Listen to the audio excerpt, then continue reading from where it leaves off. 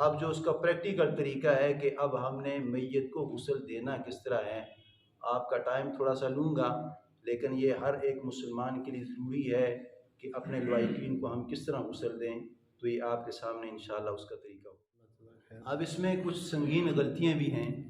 उसमें ये है कि जब आपने मैयत को बिल्कुल सीधा लिटा दिया है, तो जो आपके पास कफन का कपड़ा होता है या जो बाज़ार से आप ख़रीद के लाते हैं, उसमें से कपड़े भी होते हैं। लेकिन अब हम मैयत को हमने सीधा लटाया है, उसके ऊपर मतलब तख्ता है, तख्ते के ऊपर हमने लटाया है, तो फुक़हा फरमाते हैं कि जो तख्ता है उसको 3 बार धोया जाए, यानी ताक अदद बार उसको धोया जाए, और धुनी मुयस्सर हो तो उसको धुनी भी दी जाए। ये सवाब का दर्जा भी है और तरीक़ाकार इस तरह है। अब जब आपने मैयत को तख्ती के ऊपर लिटा दिया है, अब उस वक़्त बाज़ हज़रात यानी कपड़ा, बारीक कपड़ा इस्तेमाल करते हैं। यानी आपने देखा होगा काटन का कपड़ा होता है, बारीक कपड़ा होता है। अब जब बारीक कपड़ा हम उसके सतर पे डालते हैं, तो जब वो कपड़ा तर होता है, उसमें से इंसान के अज़ाए मखसूसा ज़ाहिर होते हैं। तो जिस तरह इंसान का सतर आप ज़िंदगी में नहीं देख सकते, इस तरह नबी अलैहिस्सलाम ने फरमाया कि आप मैयत का सतर उस वक़्त भी नहीं देख सकते। ये गुनाह कबीरा है। जिस तरह इंसान का सतर यानी ज़िंदगी में ढकना फ़र्ज़ है, इस तरह अल्लाह के नबी ने फरमा दिया कि मैयत बेबस है, आपके सामने पड़ी है, तो आप उसकी शर्मगाह को भी नहीं देख सकते, आप उसके भी अज़ाए मखसूसा को नहीं देख सकते। अब उसका तरीक़ाकार ये है कि अब हमने कपड़ा ऐसे लेना है कि जो मोटा हो, यानी घर में साफ कपड़ा, ज़रूरी नहीं है कि हमने उसी कपड़े को टच करना है कि जो हम बाज़ार से लेकर आए। हाँ, अगर बाज़ार से मोटा कपड़ा है तो फिर तो ठीक है फ़ाबिया, लेकिन वहाँ पे आपने अक्सर देखा होगा जब मैयत को गुस्ल देते हैं, बारीक सा कपड़ा होता है, काटन वाला कपड़ा होता है या सफ़ेद कपड़ा होता है। जब हम उसके ऊपर डालते हैं तो जब पानी लगता है तो अज़ाए मखसूसा नज़र आते हैं, शर्मगाह नज़र आ रही होती है। तो फुक़हा फरमाते हैं कि ये बेअदबी है। अब मैयत बेबस हो चुकी है, लेकिन आप लवाकिन को चाहिए, जो गुस्ल देने वाले हैं उनको चाहिए कि ताकि वो ऐसी एहतियात बरतें। अब हमने इस तरह कोई मोटा कपड़ा लेने, अब मिसाल के तौर पर ये चादर है या कोई कंबल वगैरह है, हमने इसको यूँ इस तरह ढाक देना है। ये सामने है, ठीक है, जिस तरह नाभ से लेके, इसकी नाभ से लेके घुटनों तक मर्दों का सतर है। ये मर्द हजरात का जिस तरह ज़िंदगी में सतर है, इस तरह मैयत जो हजरात जो आपके सामने पड़ी हुई है, इसका भी नाभ से लेके घुटनों तक ये सतर है। आपने इसको यूँ ढांक दिया है, ठीक है। अब उसके कपड़े जो मैयत के कपड़े हैं, जिस तरह उसकी डेड बॉडी आपके सामने आई, अब आपने गुस्ल देना है, तो लाज़मी बात है जिस कपड़ों में वो मरा है, जिस कपड़े में उसकी इंतकाल हुआ, वो आपके सामने पड़ी हुई है। अब हमने इस तरह करना है कि अब ये मिसाल के तौर पे कि अब अगर इनके लिबास आसानी से उतर सकता है तो फ़ाबिहा, लेकिन चूंकि उस वक़्त जिस्म जो है बड़ा नाजुक हो जाता है, इंसान को पता नहीं चलता, लेकिन फुक़हा फरमाते हैं कि मैयत का जिस्म बड़ा नाजुक हो जाता है। आप उसके कपड़ों को अगर आसानी से निकाल सकते हैं तो फ़ाबिहा, अगर आसानी से नहीं निकाल सकते तो आप इसके जोन से ये सिलाई वाली जगह है, ये जो सिलाई वाली जगह है, आप इसको कैंची से काट दें। अब कैंची से सिलाई वाली जगह से काटना इसलिए ज़रूरी है कि आप ताकि ये कपड़ा दोबारा स्टिच हो के उसके लवाकिन इस्तेमाल कर लें। लेकिन हमारे यहाँ एक संगीन गलती ये, उसका भी मैं इजाला करूँगा। अब हम समझते हैं कि जो ये कपड़ा है ये कोई इस्तेमाल न करे, पिछावा लग जाएगा, ये तो मैयत है, बाप मर चुका है। अब जो बाप है, बेटा है, भाई है, आप उसकी छड़ी उतार के तो पहन रहे हैं, उसकी जो आपने अंगूठी उतारी वो भी इस्तेमाल कर रहे हैं, जो जेब में से पॉकेट से पैसे निकले हैं वो भी आप इस्तेमाल कर रहे हैं, जो उसकी वॉच है, घड़ी है, वो आप इस्तेमाल कर रहे हैं, उसके मकान को आप इस्तेमाल कर रहे हैं। अब जो लिबास है वो सिर्फ मौलवी हजरात को दे दो या बाहर इसको दफन कर दो।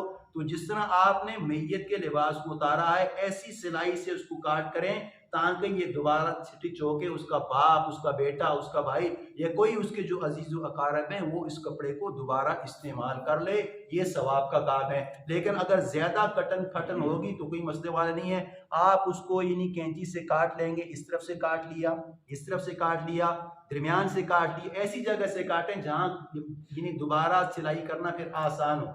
जब कपड़ा दोबारा सिलाई करना आसान हो जाएगा, अब आपने कपड़े को काट दिया है, तो फुक़हा फरमाते हैं कि आहिस्ता से कट के आप उस कपड़े को निकाल लें। यानी उसकी कमीज उतर गई है, अब नीचे उसने बनियान वगैरह पहनी है, वेस्ट वगैरह पहनी है, अब वो चिपक गई होगी, उसको कैंची से काटना भी आसान है, कैंची से उसको भी निकाल दें। अब यानी कोई ऐसी सर्दी का मौसम है, आई नेक वगैरह पहनी है, वो भी चिपकी हुई है, तो आप उसको भी कैंची से काट के ताकि वो सारी चीज़ ऊपर से निकल जाएगी। अब शलवार वाली जगह है, उसका तरीकाकार ऐसे है कि अब यहाँ से आप अपने बाएं हाथ को इस्तेमाल करके, ये बाएं हाथ है, आपने यूं लेके जानी, इस तरह ऊपर नहीं करनी चादर, बल्कि आपने यूं लेके जाना है। उसके जो आजार है, नाड़ा वगैरह, ये कोई चीज़ है, आपने उसकी घेरा को खोल के आराम से नीचे से शलवार को उसकी उतार देना है।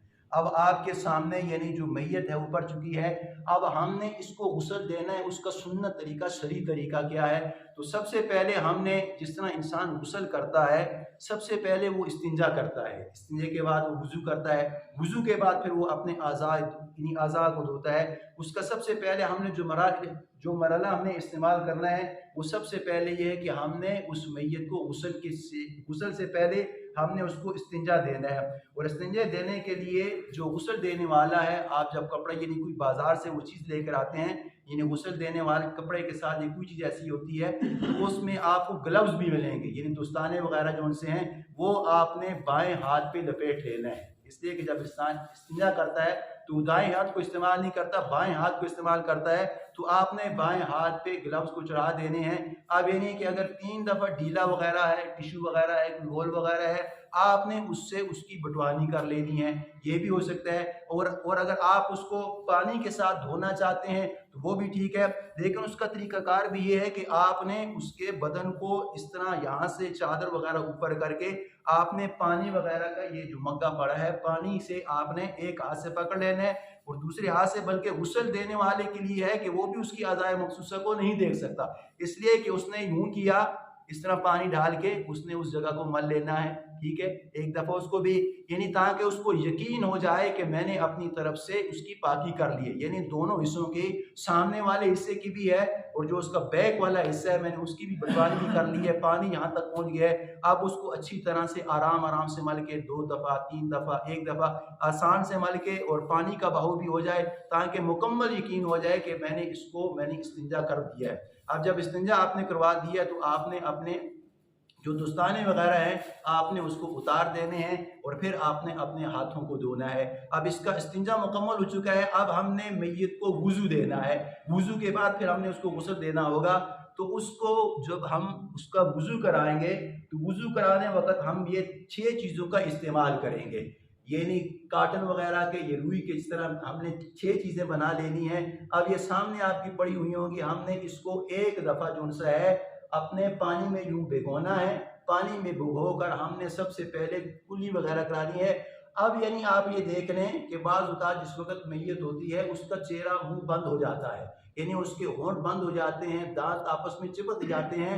तो हमने उस वक्त ये महसूस करना है, अब जिस तरह इनके होंठ चिपके हुए हैं, हमने देखना है कि अगर आसानी से इसके होंठ थोड़े से खुल सकते हैं, तो हमने रुई के गाले को यूं पानी में भिगो के एक बार हमने इस तरह करना है। एक बार हमने इस तरह कर दिया, इसको हमने छोड़ दिया, फिर दोबारा हमने पानी से लेके काटन को लेके इस तरह इसको निचोड़ना है। निचोड़ने के बाद हल्का सा इसकी जो लिप्स है इसके ऊपर यूं टच करना है। ये नहीं कि हमने उसके यूं से इस तरह अक्सर खोल के इस तरह नहीं करना, ठीक है। ये 2 बार हो गए। फिर तीसरी बार हमने रुई को लेके फिर हमने इस तरह करना है। तो 3 बार हमने इसकी कुल्ली कर ली। 3 बार हो चुकी, इसलिए कि वुज़ू में भी हम 3 बार कुल्ली करते हैं। अब हमने इन चीज़ों को छोड़ना है। उसके बाद हमने यही जो काटन हमारे पास पड़ी है, अब 3, चूंकि 3 वो ज़ाया हो चुके, अब ये 3 जो अलहदा वाले हैं हमने इस पानी में भिगोना है। हमने दाएं नाक के नथने में, बाएं नाक के नथने में यूँ इस तरह करके इसको भी कर देना है। फिर दूसरी बार हमने लेना है, नाक के नथनों में इस तरह करके इसको भी छोड़ देना है। तीसरी बार हमने इसको लेना है, नाक के नथनों में इस तरह करके हमने इसको छोड़ देना है। अब हमने इसके कुल्ली भी कर ली है और नाक के अंदर पानी भी हमने दाखिल कर लिया है। अब हमने तीसरा जो मरहला है वो चेहरे का धोना है। अब हमने चेहरे को धोना कैसे है, उसमें भी आप एहतियात देख लें। अब हमने जो अपना हाथ है इसके यूं इस तरह रख देना है। अब हमने यूं पानी डालना है, पानी एक बार डाल दिया, दूसरी बार डाल दिया, हमने इसके चेहरे को मल लिया। चेहरे को मल ली इसलिए ताकि आंखों के अंदर, नाक में पानी ना जाए। एहतियात इसी में है कि आप इसके ऊपर थोड़ा सा इस तरह हाथ रखें, आराम से दबाना है इसको नहीं है। मैंने शुरू में बात अर्ज की है कि मैयत का जिस्म नाजुक हो जाता है। अगर उसकी ज़बान हो तो अपनी ज़बान हाल से कह दे कि आप मेरे साथ क्या मामला करिए, मेरे ऊपर जो तकलीफ है ये मैं जान रहा हूँ कि मेरे ऊपर इस वक्त क्या कैफियत है। तो मैयत का बदन नाजुक हुआ होता है, आपने हल्के से पानी डालना है और इसके चेहरे को मल लेना है, यहाँ तक ये पूरा चेहरा, एक बार पानी डाल दिया, दूसरी बार डाल दिया, तीसरी बार डाल दिया, आपने इस चेहरे को मल लिया है। तो ये आपका चेहरा भी धुल चुका है। अब उसके बाद जो हमने करने हैं, अब मैयत के जो दायां हाथ है हमने उसको धोना है। अब दायां हाथ इनका ये है, अब हमने यहाँ से पानी को बहाना है यहाँ कोनियों तक, धोना फर्ज है, इसलिए कि वुज़ू में 4 फर्ज हैं। हाथों को कोनियों समेत धोना है। हमने पानी यूं लिया, यहाँ तक बहा दिया, हमने इसको आहिस्ता आहिस्ता से आराम आराम से मला है। एक बार किया, दूसरी बार किया, तीसरी बार ये धुल गया, तो ये दाएं हाथ भी इनका धुल चुका है। अब हमने बाएं हाथ को धोना है, आराम से इसके बाएं हाथ को ऊपर करना है। अगर सहारे वाले जो मुआविनीन होंगे वो ज़ाहिर है कि आपके मुआवन बनेंगे, वो आपका सहारा देंगे। उन्होंने आपके साथ इसके हाथ को थोड़ा सा ऊपर करना है, यहाँ तक ऊपर हो गया।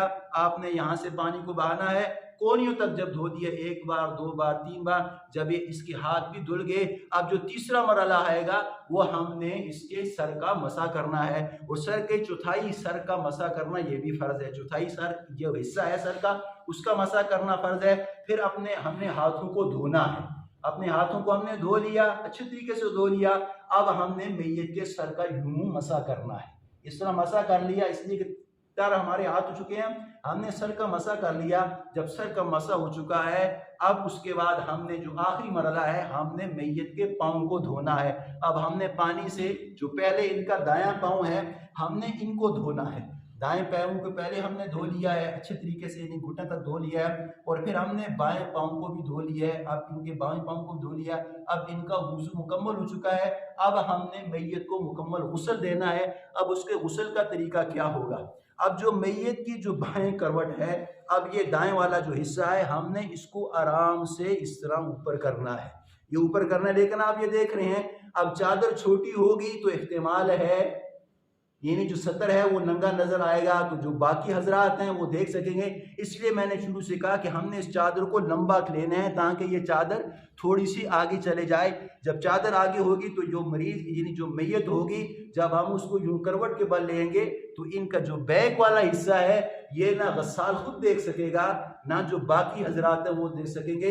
इस वक्त अक्सर बेअदबी का खतरा होता है, इसलिए कि जब चादर कम पड़ेगी, ये ऐसा सफ़ेद लिबास जो पतला कपड़ा होगा उससे जो आज़ाए महसूस है देखने का अंदेशा है, उस वक्त हमने बड़ी चादर का इस्तेमाल करना है ताकि इनके जो बैक वाला हिस्सा है ना ये गस्साल देख सकता है और ना जो बाकी लवाहिकीन जो गुस्ल के अंदर मुआविन है वो देख सकेंगे। अब हमने हल्का सा इनको इस तरह किया, लेकिन ये एक बंदे के सहारे से नहीं हो सकेगा, उनके साथ जो दूसरे हैं तीसरे हैं, एक यहाँ से कर लेगा एक यहाँ से पकड़ेगा, तो जो मैयत है जो मुर्दा है वो आराम से इस तरह हो जाएगा। हमने पहले इस हिस्से को धोना है, पानी के साथ हमने इस हिस्से को धो लिया, पानी दहा लिया, अब यहाँ से हमने मलना है। लेकिन बाज़ फुक़हा फरमाते हैं कि हमने जो मैयत के ऊपर साबन का इस्तेमाल करना है, इसलिए कि जो साबन की टिकिया होती है वो सख्त होती है, और जब अक्सर मैंने भी देखा, आपने भी देखा होगा, जो गस्साल हजरात है वो मलते हैं साबन के साथ मलते हैं। तो हजरात फरमाते हैं कि जिस तरह आप अपने चेहरे को धोते हो तो चेहरे के ऊपर साबन आदमी नहीं मलता,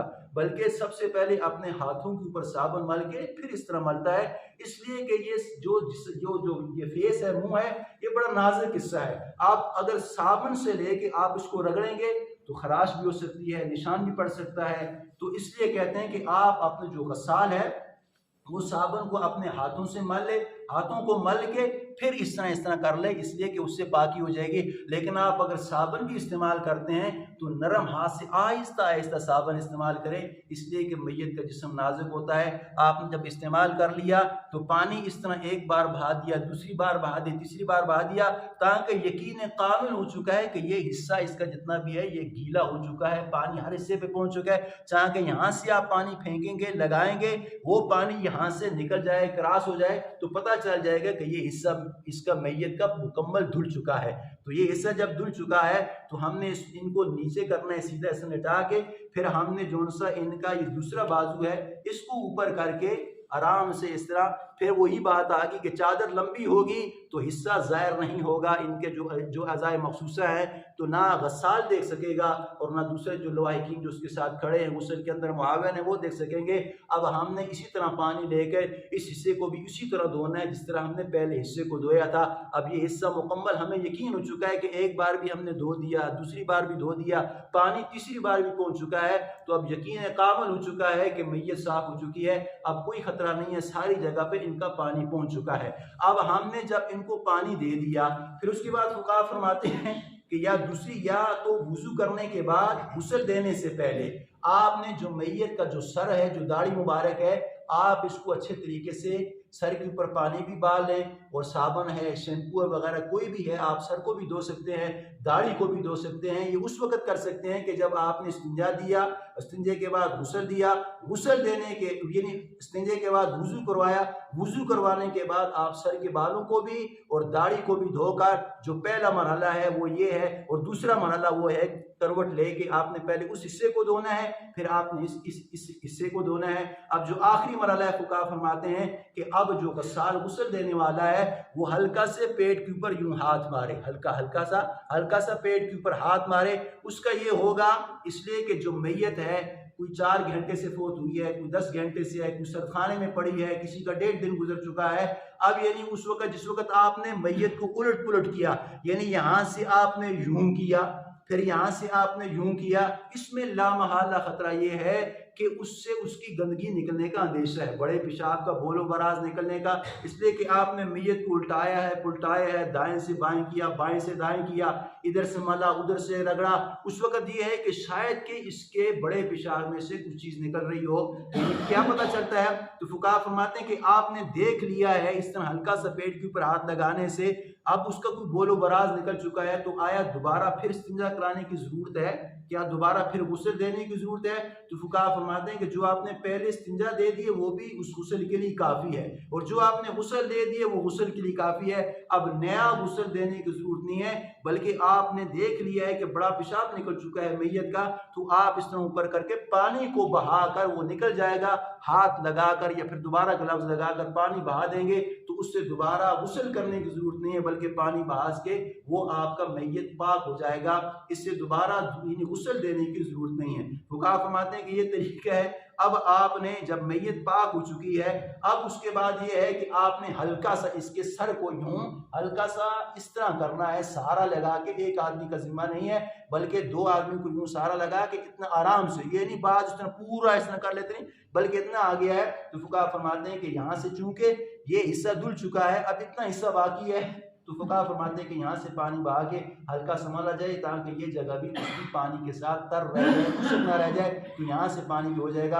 अब ये नहीं कि मैयत को हमने पाक कर दिया है, अब जब मैयत को हमने गुस्ल दे दिया है, तो फुकाहा फरमाते हैं कि अब आपने अगर तौलिए का इस्तेमाल करना है, उसको खुश्क करना है, तो आप तौलिए को ले लेंगे, लेकिन उसका तरीकाकार ये है कि आपने बाज़ औक़ात इस तरह मलते हैं, यूं करते हैं, इस तरह नहीं करना चाहिए, बल्कि आपने तौलिए को लिए हल्के हाथ से यूं टच की, हल्का किया, इस तरह किया, सर के ऊपर कर दिया, पाँव के साथ कर दिया, इस तरह कर दिया, हल्का से कर दिया, ताकि मैयत यानी वो खुश्क हो चुकी है, इसलिए कि आपने कफन देना है उसको, ताकि वो इसका पानी उसके साथ मुलव्वस ना हो जाए। अब जो ये चादर हमने इस्तेमाल की है, अब लामहला ये तो गीली हो चुकी है। अब फुकाहा फरमाते हैं कि इसको निकालने का तरीका ये है कि हमने फिर दूसरी चादर का इस्तेमाल करना है, जो खुश्क चादर होगी दूसरी, हमने उसको इस्तेमाल करना है। लेकिन उसको इस्तेमाल करने के लिए ये है कि हमने पहले इसको इस तरह लंबा कर देना है, ताकि इसके नाभ से लेके घुटनों तक, अब हमने नीचे से इस चादर को निकाल देना है। अब जब ये चादर निकल चुकी है, इसलिए कि ये गीली चादर है और ये खुश्क चादर है, अब खुश्क चादर सामने है, गीली चादर निकल चुकी है, अब हमने इनको सहारा लेके मैयत को दूसरी चारपाई पे लेके जाना है, वहाँ पे हमने कफन के एहतमाम करना है। अल्लाह से दुआ है कि अल्लाह ताला हमें इस सुन्नत के मुताबिक गुस्ल कराने की तौफीक अता फरमाए।